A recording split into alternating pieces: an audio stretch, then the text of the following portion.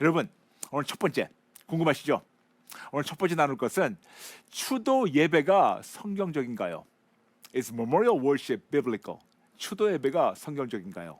나누겠습니다. 우리는 예수 믿는 자라서 교회를 다니기 때문에 하나님 믿기 때문에 우리는 제사 같은 걸 드리지 않습니다. 그런데 때로는 추도 예배나 추모 예배 그러면 어떨 때는 조금 제사 같은 느낌을 들면서 우리가 할 때가 있어요. 먼저 떠나신 우리 부모님들 우리가 그분에게 효심을 모으려고 그러면서 우리는 그거에 대해서 당연히 이렇게 해야 된다는 거 별 생각 안 하고 지나갔습니다. 그런데 오늘 여러분 나눌 것은 추도 예배가 성경적인가요? 그다음에 먼저 여러분 추도 예배, 추모 예배 그 단어를 하나씩 우리가 살펴보도록 하겠습니다. 먼저 추도라는 단어를 보겠습니다. 추도라는 단어를 보게 되면 무슨 뜻이냐면 죽은 자를 생각하고 슬퍼함, 이것이 추도예요. 또 추모라는 단어가 있습니다. 추모는 죽은 자를 사모하는 겁니다. 그러므로 추도와 추도는 죽은 자를 생각하고 슬퍼하면서 사모하고 우리가 애통해하는 거, 이것이 우리가 바로 알고 있는 추도, 추모. 그래서 우리는 그렇게 우리가 예배를 드릴 때가 많고 우리가 습관적으로 했었어요. 근데 성경은 죽은 자를 슬퍼하는 것에 대해서 뭐라고 써 있는가 잠시 먼저 볼까요? 예레미야서 22장 10절. 너희는 죽은 자를 위하여 울지 말고 그를 위하여 애통하지 말고. 네, 다시 첫 번째 말씀드리겠어요. 너희는 죽은 자를 위하여 울지 말며 그를 위하여 애통하지 말라고 우리에게 말씀하십니다. 에스겔서 24장 17절 보겠습니다. 죽은 자를 위하여 슬퍼하지 말라고. 그러므로 하나님께서는 예레미야서 22장 10절 그리고 에스겔서 24장 10절 통해 가지고 죽은 자를 위하여 슬퍼하지 말고 그리고 진짜 우리 애통하지 말라고 우리에게 말씀하십니다.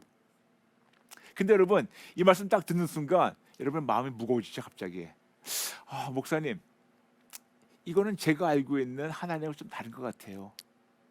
그리고 목사님 항상 말씀하시는 우리가 충분히 애도하는 시간을 가지려 하는 거 좀 다른 것 같아요. 그렇게 생각 들을 수가 있겠죠. 근데 여기서 하신 말씀은 그들을 위해서 애통하고 슬퍼하고 그러지 말되 그 대신에 그들을 우리가 애도하는 시간을 충분히 가지기 바랍니다. 다시 말씀드릴게요. 성경적으로 본다면 하나님은 우리가 죽은 자를 위해서 애통하고 슬퍼하고 사모하고 그리고 그것 때문에 붙잡히지 말고 그 대신에 우리가 충분히 애도할 시간을 가지면서 우리 애가 안에서 하나님의 위로로 회복되는 거, 더 충분한 애도의 시간을 가지시기 바랍니다. 그런데 애도는 말이에요. 개개인적으로 애도하는 방법도 다르고 애도하는 시간도 다를 수가 있어요. 어떤 자들은 며칠 동안, 어떤 자들은 몇 달 동안, 그리고 또 방법도 다를 수가 있겠지만 중요한 게 있습니다. 제가 여러분에게 충분한 애도하는 시간을 가지라고 말씀드려가지고 애도한다 가지고 20년 동안 애도한다는 것은 이건 잘못된 거예요. 삶의 균형이 깨져버리는 겁니다. 애도하는 것도 어느 정도 하나님 안에서 균형을 깨지지 않게 충분한 시간을 가지시면서, 근데 애도의 목적은 뭐냐면 그 사람은 기억하는 건 못 늘리지만 떠난 사람을 하나님의 위로가 넘치는 것이 바로 그냥 애도를 하는 시간입니다. 그런데 여러분 방금 추도와 추모가 성경에서는 안 된 거라고 말씀드렸지만 진짜 또 하나 단어가 있어요. 바로 예배입니다. 여러분 예수님께서 우리에게 예배에 대해서 말씀하셨어요. 요한복음 4장에서도. 그런데 우리가 예배는 추도 예배, 추모 예배 같이 사용하면 안 돼요. 설명드리겠습니다. 예배의 주인공은 하나님 한 분입니다. 예배의 목적은 하나님과의 뜨거운 인격적인 만남이 이루어지는 겁니다. 그래서 성공적인 예배는 하나님을 인격적으로 만나서 그분과 교제하며 예수님 닮아가면서 하나님의 기쁨이 되는 거. 그러므로 우리가 예배의 주인공이 하나님인데 우리가 추도 예배하고 추모 예배하게 되면 예배의 주인공이 하나님이 아닌 그 죽은 사람을 기념하게 되기 때문에 이거는 비성소적인 겁니다. 그럼 다시 말씀드릴게요. 죽은 자를 애도하는 것은 잘못은 아니지만 그를 위해서 추도 예배, 추모 예배하는 것은 이것은 비성서적입니다. 이해되시겠습니까, 여러분? 이해되시겠습니까? 그렇다고 해서 여러분 그 죽은 자를 다 잊어버리는 것이 아니에요. 충분히 시간을 가지면서 여러분 애도하시기 바랍니다. 그렇지만 추모 예배, 추도 예배라는 이런 것은 비성서적이니까 안 하셨으면 간절히 바라고 원합니다. 우리는 죽는 사람 중에서 두 가지 사람이 있습니다. 첫 번째는 예수님 안 믿고 죽은 자들, 두 번째는 예수님 믿고 죽은 자들. 첫 번째, 우리 크리스천으로서 예수님 안 믿고 죽은 자를 위해서 추도 예배, 추모 예배, 이것은 진짜 잘못된 거예요. 여러분 안 하시는 거 알고 있지만 제가 그냥 혹시나 몰라가지고 한번 짚고 넘어가는 겁니다. 그러므로 예수 믿는 자로서 예수님 안 믿고 죽은 자들 위해서 추도 예배나 추모 예배하는 것은 절대로 아닙니다. 하지 마세요. 그 대신에 우리가 뭘 해야 되냐면 그들을 우리가 위로하는 거죠. 그들을 위로하는 겁니다. 근데 우리는 자주 이런 말을 씁니다. 우리가 장례식장 가게 되면 우리는 한국에서 이런 거를 좋은 예의라고 배운 것이 있어요. 그게 뭐냐면 상을 당한 그 가족에 가가지고 유족에 가가지고 우리 이렇게 얘기합니다. 삼가 고인의 명복을 빕니다. 그런 말 많이 들어보셨죠, 여러분? 삼가 고인의 명복을 빕니다. 그런데 여러분 그 단어 하나씩 저희가 자주 사용했던 단어를 잠시 풀어드리겠습니다. 삼가란 말은 뭐냐면 정중하게, 고인은 죽은 자란 말이에요. 그리고 우리는 명복을 빕니다 얘기하는데 이 뜻이 뭔지 아세요? 깜짝 놀랄 겁니다. 명복을 빈다는 말은 저승에서 복을 받게 해달라고 얘기하는 거예요. 이거는 기독교 정신이 절대 아닙니다. 명복은 뭐냐면 우리가 죽은 자들이 염라 대왕 앞에 가가지고 심판을 받게 돼 있는데 그 심판 받을 때 좋은 심판을 받아가지고 그들이 극락을 가게 해달라고 나온 불교에서 나온 말이 명복이지, 불교와 유교 사상이지, 이거는 기독교 가르침하고는 너무 아닙니다. 그러면 예수 믿는 자로서 우리가 죽은 자를 가서 예수 안 믿고 죽은 자를 가서 우리가 할 때 삼가 고인의 명복을 빕니다. 그런 말 쓰지 마세요. 이거는 절대로 아닙니다. 그 대신에 우리가 어떻게 해야 되냐면 하나님께서 유족을 위로해 주시고 하나님께서 모든 자를 위로해 달라고 그냥 하나님 위로가 유족에게 넘치게 기도합니다. 하나님께서 위로하시게 기도합니다. 그렇게 해주는 것이 우리에게는 올바른 거예요. 이해되시겠죠? 그렇다면 예수 믿고 죽은 자들은 우리가 어떻게 될까요? 물론 예수 믿고 죽은 자들 그들도 우리가 만나가지고 하나님의 위로가 유족에게 넘치게 기도하는 거, 그래서 하나님 위로가 정말 모든 자에게 넘치기 원하는 것, 그런 마음으로 기도해 주세요. 그런데 꼭 다시 말씀드리겠습니다. 꼭 그 어떤 먼저 하늘의 부르심을 받고 떠난 자들을 기억하고 기념하고 싶다면 추도 예배, 추모 예배 같은 비성서적인 단어를 사용하지 마시고 오히려 그 사람을 기억하고 기념하는 그런 모임을 가지시면 어떨까요? 기억하고 그냥 기념하는, 고인을 기념하는 모임. 꼭 영어로 얘기한다면 memorial gathering. 그냥 만나가지고 예전에 이분이 살았을 때 이런 걸 했다는 것을 우리가 같이 나누면서 우리가 그런 시간을 가지면 어떨까요? 좀 바꿔드립니다. 특히 예수 믿고 떠난 자들, 그들이 그 믿음 안에서 어떤 승리한 것이 있고 믿음을 우리에게 도전 준 거 있으면 그 믿음 도전 준 걸 우리가 나누고 그리고 서로에게 격려하는 시간을 갖는 그런 memorial gathering, 그런 고인을 기념하는 모임 갖는 건 어떨까요? 그 대신 여러분 이게 있습니다. 중요한 거 있어요. 우리가 어떤 하늘의 부르심을 받고 먼저 세상을 떠난 자들, 그들은 지금 우리와 현재 같이 있지 않습니다. 인정하시죠? 그렇지만 그들은 우리의 과거의 기억에 남아 있어요.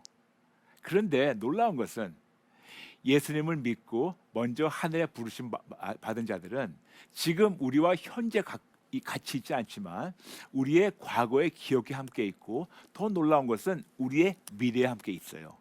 그러므로 지금 현재에는 같이 있지 않지만 우리의 과거에 있고 더 나아가서 우리의 미래에 있어요. 그러므로 우리도 역시 끝까지 예수님 붙잡고 예수님 위해 살다가 우리도 역시 하늘의 부름을 받게 되면 우리도 그들을 천국에 가가지고 또 만날 수 있는 놀라운 축복이 우리에게 기다리고 있어요. 그러므로 우리가 진짜 어떤 고인을 기억하는 그런 모임을 갖는다면 우리가 거기서 나눠되는 것은 그가 예전에 이런 일을 해가지고 우리한테 많은 도전을 줬고 지금은 우리 함께 있지 않지만 그들이 벌써 우리를 천국 가가지고 기다리고 있다는 것을 나누면서 우리도 그를 만나기 위해서는 끝까지 오직 예수님 붙잡고 오직 예수님을 살다가 우리가 세상 끝나는 날 죽는 날 그들을 천국에서 만날 수 있는 그 소망을 나누는 것이 참 아름다운 고인을 기념하는 모임이 될 것 같습니다. 이해되시겠죠? 근데 저는 여러분 개인적인 생각합니다. 참으로 우리가 먼저 하늘의 부르심 받은 자를 우리가 위해서 모여가지고 기념하고 기억한다면 한번 그자가 살아있다면 물어보고 싶어요. 진짜 이렇게 모여가지고 울고불고 하는 것을 기뻐할까? 저는 아닐 것 같아요. 저는 말이에요. 만일 제가 여러분보다 먼저 세상을 떠난다면 제발 부탁입니다. 제발 저를 기억하고 기념하려고 울고불고 하지 말아주세요. 저는 좋은 데 있으니까 걱정하지 마시고 그냥 편하게 사세요. 그렇지만 예수를 붙잡아가지고 저를 진짜 보고 싶다면 끝까지 예수를 붙잡아가지고 저를 천국에 만나주세요. 그러므로 그냥 울고불고 하지 마시고 그를 기억하시며 그리고 미래 바라볼 거를 나누시는 그런 여러분 되시면 어떨까요? 여러분, 예수 안 믿고 죽은 자와 믿고 죽은 자 어떻게 차이가 나는가 잠시 말씀드리겠습니다. 히브리서 9장 27절. 한 번 죽는 것은 사람에게 정해진 것이요 그 후에는 심판이 있으리니. 맞아요. 우리가 예수님을 안 믿고 죽었던, 예수님 믿고 죽었던 우리 모두에겐 심판이 있습니다. 근데 여러분 아마 그러실 거예요. 목사님, 저는 예수 믿었기 때문에 심판대 안 써요. 아니에요. 예수 믿는 자들도 심판을 받습니다. 근데 어떤 심판인가 쉽게 말씀드릴게요. 오해하지 마세요, 여러분. 겁내지 마시고 오해하지 마시고. 예수님 안 믿고 죽은 자들은 심판대에 서가지고 형벌을 받아요. 그래서 형벌의 심판대가 기다리고 있어요. 그런데 예수 믿고 죽은 자들은 상급의 심판대 앞에 서요.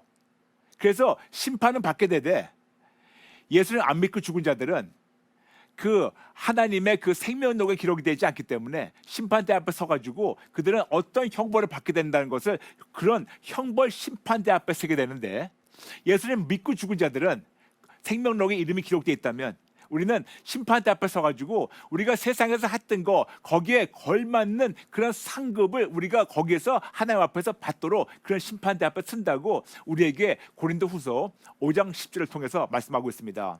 이는 우리가 다 반드시 그리스도의 심판대 앞에 나타나게 돼요. 각각 선악간에 그 몸으로 행한 것을 따로 받으려 함이라. 아멘. 예수님도 말씀하셨어요. 마태복음 16장 27절. 인자가 아버지의 영광으로 그 천사들과 함께 오리니 그때 각 사람이 행한 대로 갚으리라. 아멘. 다시 말씀드릴게요, 여러분. 우리가 예수님 안 믿고 죽으면 심판대에 서게 되는데, 심판대 서가지고 우리는 그때부터 형벌을 받아가지고 그때부터 진짜 우리가 지옥 가게 됩니다. 그런데 아버지 여러분, 우리가 예수님 믿고 죽게 되면 우리도 역시 심판대에 서게 되는데, 그때는 우리가 어떻게 되냐? 그때부터 우리가 놀랍게 하나님이 준비하신 예비하신 그 아름다운 상급을 받는 것을 거기에서 우리가 우리가 세상에 사는 동안 사는 대로 그 상급을 우리가 받는 것을 그때 심판받게 되는 거예요. 너무나 다르죠, 여러분? 너무나 다르죠? 그러므로 여러분 부탁했습니다. 나중에 믿어야지 하지 마시고 지금 믿으세요. 나중에 붙잡지 하시고 지금 붙잡으세요. 지금 붙잡으세요. 방금 말씀드렸지만 추도 예배, 추모 예배, 이 모든 것은 비성서적인 겁니다. 그러므로 여러분 하지 마세요. 이런 단어와 예식은 비성서적이니까 우리의 생각과 우리 교회 안에서 없었으면 합니다. 근데 여러분 이유가 있어요. 지금 우리나라에 약 20%가 예수 믿는다고 합니다. 한 1,000만이. 그런데 우리나라의 기독교 역사를 보게 되면 한 130년 남짓밖에 안 돼요. 그런데 우리나라의 역사를 보게 된다면요, 지금 2020년인데 거기다가 2333을 더하게 되면 4353년 되는 우리나라의 역사가 있어요. 그 긴 역사 중에서 130년밖에 안 되는 이 아주 기독교 역사 얇은 막을 싹 벗겨버리면 그 안에 뭐가 있냐면 한 500년 동안 나라에 깊게 뿌리 박혔던 유교 문화가 있고 유교 사상이 있고 유교 종교가 있습니다.